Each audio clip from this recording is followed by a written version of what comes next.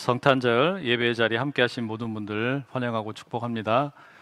오늘은 봉독해 주신 요한복음 1장 14절에서 18절 말씀 본문으로 말씀이 육신이 되어 이런 제목의 말씀 전하겠습니다. 저는 어렸을 적에 아주 시골에서 자랐습니다. 전라남도 보성, 아주 시골이에요. 정말 시골이었습니다. 그래서 도로도 포장이 되질 않아가지고 비포장 도로에 완행버스가 다니기도 했고, 아버지 자전거 뒤에 타고 5일장에 가는 게 참 즐거운 낙이었던 그런 곳입니다. 가로등이 전혀 없었습니다. 그래서 어릴 적에 어두운 밤과 관련된 그런 추억들도 꽤 있는데요, 밝게 빛나는 보름달을 보는 것도 쏠쏠한 재미가 있었고, 소나무 사이에 이 반짝이는 이 별들도 볼 수 있었습니다. 캄캄한 밤길을 걷다 보면 수많은 이 짐승들의 소리도 들리기도 하고 곤충들의 우는 소리도 들리기도 했습니다. 개구리가 개굴개굴 울고, 풀밭에서 여러 곤충들이 울기도 하고, 고라니가 산속에서 우는 소리도 들립니다. 부엉이의 울음소리도 들립니다. 이 살같이 느껴지는 또 여름 공기의 그 촉감도 뭔가 되게 신비로웠습니다. 그런 기억들이 제 뇌리 속에 가득 새겨져 있습니다. 그런 경험들이 아마 제가 누구인가라고 하는 정체성을 만드는 일부분이 되었을 겁니다. 인류 역사의 대부분의 시간 동안 사람들은 밤을 가리켜 어둠이라고 불렀습니다. 이 어둠은 한편으로는 대단히 아름답고 또 한편으로는 두려운 존재였습니다. 밤의 어두움이라고 하는 것은 인간의 존재보다 훨씬 더 거대한 것으로 여겨졌고, 그렇기 때문에 우리 사람들의 정신세계를 자극하기도 했고 상상력을 불러일으키기도 했고, 이 밤이라고 하는 어둠의 시간 동안 우리 몸은 그 시간을 통해서 건강을 회복을 하기도 했습니다. 그런데 안타깝게도 지금 우리는 이와 같은 이 자연스러운 어둠 자체를 잃어버리고 있는 것 같습니다. 제가 사진을 몇 장 준비했는데요, 여러분 보시는 이 사진은 올해 성지순례 그리스에 갔을 때 아테네 야경을 찍은 겁니다. 제가 찍은 건 아닙니다. 두 번째 사진은 홍콩의 밤 야경입니다. 두 사진 다 어때요? 아름답죠? 근데 가만히 보면 이상한 점이 있습니다. 밤에 사진을 찍었는데 밤하늘에 마땅히 있어야 할 게 없어요. 뭔지 아시겠어요? 다른 사진 하나 보여드릴게요. 이 사진은 제가 네팔에 방문했을 때 찍은 사진입니다. 밤하늘에 뭐가 있습니까? 별이 있습니다. 이 폴 보가드라는 작가가 테드 강연에서 말하기를 미국의 국민들 80% 그리고 유럽의 60%의 사람들은 이제 더 이상 은하수를 볼 수 없다라고 말합니다. 아마 한국의 경우에는 그 비중이 훨씬 높을 것 같아요. 한국 사람들 중에 밤하늘에 별을 보거나 또는 은하수를 볼 수 있는 그런 분들이 얼마나 되겠어요? 거의 없습니다. 결국에 여러분, 현대를 살고 있는 우리들은 과거에 우리의 선조들이 당연하게 즐기던 아주 중요한 경험 하나를 잃어버린 셈입니다. 문 밖을 나가서 우주라고 하는 거대한 자연을 대면하는 일, 이것을 우리가 더 이상 경험하기 어려운 일이 되어버렸어요. 이게 뭐 때문인 줄 아세요? 우리가 만들어낸 인공 조명 때문입니다. 인공의 빛 때문에 이 밤이 훨씬 더 밝아졌습니다. 그걸 통해서 우리가 얻는 유익이 아주 많죠. 그런데 잃어버리는 게 있어요. 이 인공 조명의 불빛이 너무 밝아서 결국에는 우리가 밤하늘의 별을 볼 수가 없고 대자연이 있다라는 것을 망각하고 살아갑니다. 작가 폴 보가드는 인공 조명이라고 하는 것이 우리에게 엄청난, 한편으로는 공해가 된다라고 말합니다. 그게 세 가지가 있는데요, 첫 번째는 눈이 부시도록 밝은 섬광, 이게 공해가 되고요, 또 하나 두 번째는 한 건물의 빛이 다른 건물로 침투해 들어오는 빛의 침입이 있습니다. 그리고 세 번째는 하늘의 빛이 하늘로 발사되는 공해를 일으킨다 말합니다. 이와 같은 일들이 우리에게 결코 좋은 것만은 아니에요. 이 일로 인해서 우리 몸의 건강 역시 해치게 됩니다. 사실 여러분, 사람이 건강하게 살기 위해서는 빛도 있어야 하지만 동시에 어둠도 있어야 됩니다. 과도한 빛은 생체 리듬을 방해합니다. 특히 수면 장애를 일으키고 질병을 일으킵니다. 어떤 연구 결과들에 의하면 특정 암 발병 가능성을 높이는 이 멜라토닌의 생성을 발생을 못하게 한다라고 말합니다. 아마 이게 여러분 남의 일이 아니고 여러분 가정에서 이미 있는 일일 겁니다. 이제 우리는 이 암막 커튼을 치지 않고서는 밤에 잠을 제대로 못 자요. 외부의 빛이 너무 밝아서. 저의 아내도 그렇습니다. 그래서 암막 커튼을 설치하고 완전히 빛을 차단하는 그 어둠을 만들어야만 우리가 잠을 잘 수 있어요. 성탄절에 왜 이런 이야기 하나 궁금하시죠? 이 요한복음을 우리가 함께 읽었는데 이 요한복음이 들려주는 예수님의 탄생 이야기는 다른 복음서들하고는 조금 달라요. 예를 들면 뭐 동방박사, 천사, 별, 목자, 베들레헴, 헤롯, 마구간 뭐 이런 것들이 전혀 나오지를 않습니다. 이 성탄절에 그런 어떤 배경들이 요한복음에는 언급이 되질 않아요. 그런데 요한복음이 들려주는 이 성탄에 대한 이야기, 예수님의 태어남에 대한 이야기는 오늘 우리가 읽지는 않았지만 요한복음 1장 1절에서부터 이런 이야기를 들려줍니다. 예수님은 태초에 하나님과 함께 계셨고 또 천지를 함께 만드신 말씀이라고 이야기합니다. 그런데 이 말씀이 이 땅에 인간의 몸을 입고 내려오셨다라는 거예요. 이것은 과거에 하나님께서 이 땅에 살고 있는 사람들과 또 자연 세계와 지금까지 어떤 교통했던 것과는 완전히 다른 방식입니다. 과거에는 하나님께서 뭐 언약을 통해서 또는 율법을 통해서 사사나 왕들 그리고 예언자들을 통해서 사람들과 교류를 하셨습니다. 대화를 나누셨어요. 그런데 이번에는 하나님께서 직접 이 땅에 오셨다는 이야기입니다. 그게 이 요한복음이 들려주는 성육신입니다. 하나님께서 직접 인간의 몸을 입고 인격적으로 직접적으로 역사 속에 참여하러 오셨다라는 거예요. 그러니 무언가 특별한 일이 일어나야 되겠죠. 왜 오셨냐? 요한복음에 따르면 하나님께서 이처럼 사람의 몸을 입고 이 땅에 오시는 것은 세상에 어둠이 가득하기 때문이었습니다. 어둠에 갇혀있는 이 세상에 빛이 필요하기 때문에 예수님께서 인간의 몸을 입고 이 땅에 오셨어요. 요한복음 1장 4절 한번 같이 읽어보실까요? 시작. 그 안에 생명이 있었으니 이 생명은 사람들의 빛이라. 여러분, 이 빛은 누구를 위한 걸까요? 당연히 우리 모두를 위한 것이었습니다. 어둠에 있는 많은 사람들을 위하여 빛으로 예수님께서 오셨어요. 예수님께서 이렇게 오셨을 때 12절 말씀에 보면 영접하는 자 곧 그 이름을 믿는 자들에게는 하나님의 자녀가 되는 권세를 주십니다. 누구나 할 것 없이 모두에게 이와 같은 빛이 허락이 된 겁니다. 근데 문제는 5절에 있어요. 5절도 한번 같이 읽어보시겠습니다. 시작. 빛이 어둠에 빛이 돼 어둠이 깨닫지 못하더라. 이게 너무 안타까운 일이죠. 이 어둠 가운데 살고 있는 수많은 사람들이 있는데 어둠 가운데 빛이 왔음에도 불구하고 그 어둠에서 깨닫지를 못한다라는 겁니다. 14절 오늘 우리가 함께 읽은 말씀인데요. 이 말씀도 그런 맥락에서 읽어보면 우리가 새로운 사실을 발견하게 됩니다. 14절도 한번 읽어보시겠습니다. 시작. 말씀이 육신이 되어 우리 가운데 거하심에 우리가 그의 영광을 보니 아버지의 독생자의 영광이요 은혜와 진리가 충만하더라. 말씀이 육신이 되어서, 그러니까 예수님께서 우리 인간의 몸을 입고 이 땅에 오셨고 우리 가운데 거하고 계신다는 겁니다. 그러면 우리는 마땅히 그분을 봐야만 합니다. 그분의 영광을 봐야만 하고, 그러면 우리는 은혜와 진리로 충만하게 되는 거예요. 그런데 그렇게 되지 못한다는 이야기입니다. 말씀드린 것처럼 5절의 내용, 빛이 어둠에 빛이 돼 어둠이 깨닫지를 못하는 거예요. 왜 이럴까요? 왜 어둠에 빛이 왔음에도 불구하고 어둠이 빛을 깨닫지 못하는 걸까요? 두 가지 이유가 있습니다. 첫째는요, 자기 자신이 어둠에 있다라고 하는 것을 인정하지 않기 때문입니다. 주변에 보면 치매 전조 증상을 보이는 어르신들이 꽤 있습니다. 그러니까 완전히 치매는 아닐지라도 치매가 의심되는 그런 행동을 하는 분들이 종종 계세요. 일상에서 자주 사용하는 물건들을 잊어버립니다. 신용카드를 잃어버리기도 하고, 집을 찾지 못해서 이 길거리를 배회하기도 하고, 가족들의 핸드폰 번호가 생각이 나지 않기도 하고, 방금 누군가와 통화를 했는데 그게 누구인지도 까마득히 잊어버려요.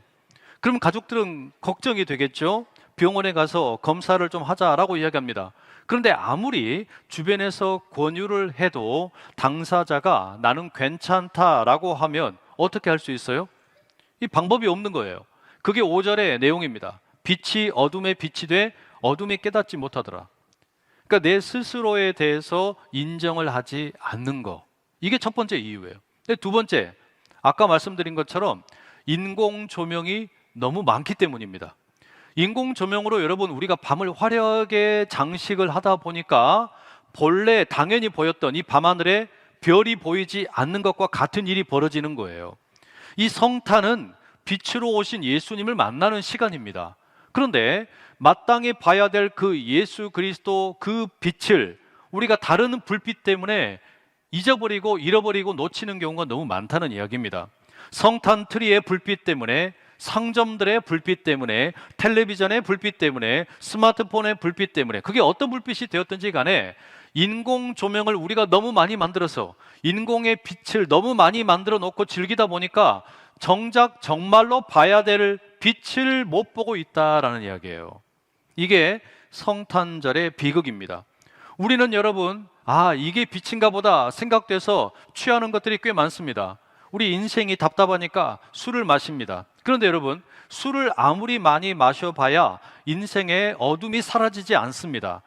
속만 쓰립니다. 왜요? 술은 빛이 아니기 때문입니다. 빛의 유사품일 뿐인 거예요. 인공 조명입니다. 인생이 암울하니까 어떤 분들은 돈에만 매달립니다. 그런데 돈이 아무리 많아도 인생의 어둠 자체는 결코 사라지지 않습니다. 더 복잡하고 골치 아픈 어둠이 기다리고 있습니다.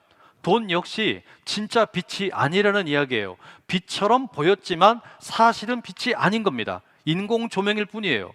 결국에 여러분, 우리가 정리를 해놓으면 왜 어둠이 빛을 깨닫지 못하느냐, 왜 어둠 속에 있으면서도 우리가 빛을 제대로 보지를 못하느냐, 두 가지 이유예요. 인공 조명이 너무 많기 때문에 진짜 빛을 제대로 보지 못하는 것이고, 또 하나는 내가 어둠 속에 있다라고 하는 것을 깨닫지 못하기 때문입니다. 그렇기 때문에 여러분, 역설적으로 우리는 왜 예수님께서 어린 아기의 모습으로 구유에 오셔야 했나, 이 신비를 깨달을 필요가 있습니다. 14절 말씀 우리가 다시 한번 읽어보시겠습니다. 시작. 말씀이 육신이 되어 우리 가운데 거하심에 우리가 그의 영광을 보니 아버지의 독생자의 영광이요 은혜와 진리가 충만하더라. 이 구절에서 핵심은 말씀이 육신이 되었다라는 것 하나, 그리고 또 하나는 우리 가운데 거하신다라는 것 하나, 요 둘입니다. 그러니까 말씀이 육신이 되셨다라는 것도 너무 기가 막히고 놀라운 일인데, 그 육신이 되신 말씀이 우리 가운데 거하신다라는 거, 이거 역시 참 기가 막힌 일이에요. 자, 이게 왜 우리에게 놀라운 일인가? 제가 두 가지 예를 들어드릴게요. 그림을 하나 보여드리겠습니다. 이 그림은 트로이라고 하는 영화에서 브래드 피트가 맡았던 아킬레우스라는 어떤 그 신화적인 인물을 보여주는 겁니다. 아킬레우스는 우리 발목의 아킬레스건, 그것을 상징적으로 보여주는 인물이죠. 아킬레우스는 바다의 여신이었던 테티스와 푸티아의 왕인 이 펠레우스 사이에 태어난 아들입니다. 그러니까 신과 인간이 어떤 결혼을 해서 태어나게 된 아들이다 보니까 특별한 능력을 가지고 있어요. 아킬레우스의 경우에는요, 전쟁에서 한 번도 패배한 적이 없습니다. 자기 발목의 힘줄이 끊어지기 전까지는 한 번도 진 적이 없는 용맹한 왕이었습니다. 또 하나, 여러분 우리가 잘 알고 있는 단군 신화 있죠. 단군 신화의 내용을 가만히 보게 되면 환웅이 아버지였던 환인에게 인간 세계에 가서 살고 싶다 허락을 구합니다. 그렇게 이 하늘의 아들이 세상에 내려왔습니다. 그랬더니 환웅에게 곰과 호랑이가 찾아와서 사람이 되고 싶다 부탁을 합니다. 호랑이는 실패를 했고 곰이 성공을 해서 여자가 됐어요. 그 여자가 환웅과 결혼을 해서 태어난 게 누구냐? 단군이죠. 단군이 그렇게 태어납니다. 무슨 이야기 하려고 하는 거냐면, 여러분 우리가 알고 있는 동서양을 막론하고 모든 신화 속에 등장하는 신들은요, 자기 스스로 인간이 되고 싶어하는 경우는 거의 없습니다. 대신에 인간과 신이 사랑을 나누어서 자녀가 태어나는 경우들이 종종 있어요. 그러면 이와 같은 어떤 신과 인간이 만나서 어떤 새로운 존재가 되었을 때 이들이 이 땅에 와서 살 때 뭘로 사느냐? 대부분이 특별한 힘을 가지고 있는 장수가 되거나 왕이 되거나 또는 어떤 놀라운 힘을 갖고 있는 존재로 이 땅에 옵니다. 이게 동서양을 막론하고 대부분의 신화 속에 등장하는 신이 인간이 된다 혹은 신과 인간이 만나서 태어난 어떤 존재의 모습입니다. 그런데 우리가 읽은 요한복음의 이야기가 너무 독특하다라는 건 무슨 말이냐면 분명히 하나님이신데 말씀이신 그분이 인간의 몸을 입고 이 땅에 오셨대요. 그런데 이 모습이 우리가 익히 알고 있는 다른 신화들의 경우와 너무 다른 겁니다. 하나님이 직접 사람의 몸을 입고 이 땅에 오셨어요. 이것만 해도 너무 파격적인 이야기입니다. 신이 인간이 된 거니까. 그런데 더 놀라운 건 뭐냐면 사람의 몸을 입고 오신 이 하나님이 엄청 대단한 능력이나 권력이나 돈을 가지고 혹은 왕이 되어가지고 장수가 되어가지고 이 세상을 다스리러 오신 게 아니라는 이야기예요. 오히려 너무 초라하고 별 볼 일 없는 어린 아이의 모습으로 이 땅에 오신 거예요. 이게 여러분 성육신의 신비입니다. 바로 그 놀라운 사실을 요한복음은 말씀이 육신이 되어 우리 가운데 거하신다라고 표현을 합니다. 하나님이 신이 인간이 되어가지고 우리처럼 똑같이 우리와 똑같은 모습으로 집을 짓고 살고 있다는 이야기예요. 우리와 똑같은 모습으로 텐트를 치고 그 텐트에서 함께 우리와 거하고 있다. 이걸 우리에게 이야기하는 겁니다. 자, 그럼 여러분 다시 질문을 드려볼게요.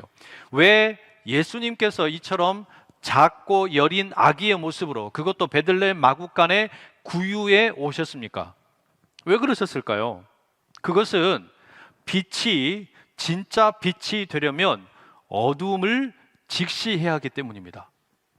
어둠이 빛을 깨닫지 못하고 있거든요. 사람들이 어둠 가운데 있으면서 빛이 왔음에도 불구하고 이 빛을 알아보지를 못해요. 그래서 어떻게 하느냐? 빛이신 그분이 어둠의 가장 깊은 곳까지 들어가는 거예요. 베들레헴 마구간에 구유에 누워 계시는 이 아기 예수님을 보십시오. 거기에 하나님의 지극히 큰 사랑이 임하였는데 가장 크신 분이, 가장 위대하신 분이 가장 작은 모습으로 자기를 내어놓고 거기에 자기 스스로를 보여주신 거예요. 제가 지난 가을에 어느 세미나에 참석을 했는데요, 돌봄을 주제로 여러 사람들과 함께 대화를 나눴습니다. 그때 이 강사로 오신 분이 이런 이야기를 하셨어요. 자살 유가족에 대한 이야기를 하셨습니다. 우리나라에 상당히 많은 분들이 가족이 스스로 생을 마감한 그 고통으로 이후에 여러 많은 고통을 겪고 있다라는 이야기를 하신 거예요. 근데 여러분, 교회도 예외가 아닙니다. 우리 교회 안에도 가족 중에 누군가가 스스로 생을 마감해서 그 어떤 트라우마 때문에, 아픔 때문에 신앙을 버리는 경우도 있고 교회를 떠나는 경우도 있고 자기의 아픔을 어딘가에 토로하지 못하고 그저 마음 상하는 경우들이 너무 많아요. 그럼 여러분, 이런 분들이 과연 누구에게 자기 마음을 위로받을 수 있을까요? 이런 분들에게는요, 우리가 가지고 있는 구원에 대한 생각과는 완전히 다른 생각들을 갖고 있어요. 일반적으로 우리가 가르치기에는 자살하면 지옥 간다라고 가르치기 때문에 그래요. 그래서 전혀 대화가 되질 않습니다. 과연 누가 그런 분들의 이야기를 들어줄 수 있겠습니까? 이런 분들의 마음을 깊이 헤아릴 수 있는 사람은 아주 소수일 수밖에 없어요. 그런 경험을 함께 나누었거나 그런 분들을 전문적으로 제대로 상담할 수 있는 분들만 가능합니다. 마찬가지예요. 예수님이 진짜 빛이 되려면 예수님은 어둠을 아셔야만 합니다. 어둠을 온전히 경험을 하셔야만 되는 거예요. 그래야만 어둠 속에 있는 사람들이 왜 빛이 왔음에도 불구하고 빛을 모르나, 빛을 깨닫지 못하나, 이것을 예수님께서 체득하시는 거겠죠. 말씀이신 주님께서 작고 연약한 아기의 모습으로 오셨다, 마구간의 구유에 태어나셨다. 그것은 여러분, 어둠 속에서 아파하고 힘겨워하는 우리 모두에게 자기의 품을 내어주시기 위해서 가장 낮은 곳으로 오셨다는 이야기예요. 사랑의 힘이라고 하는 것은 크거나 높은 데 결코 있지 않습니다. 오히려 작아지고 낮은 곳에 자기를 내어주는 능력에 이 진짜 사랑의 힘이 있습니다.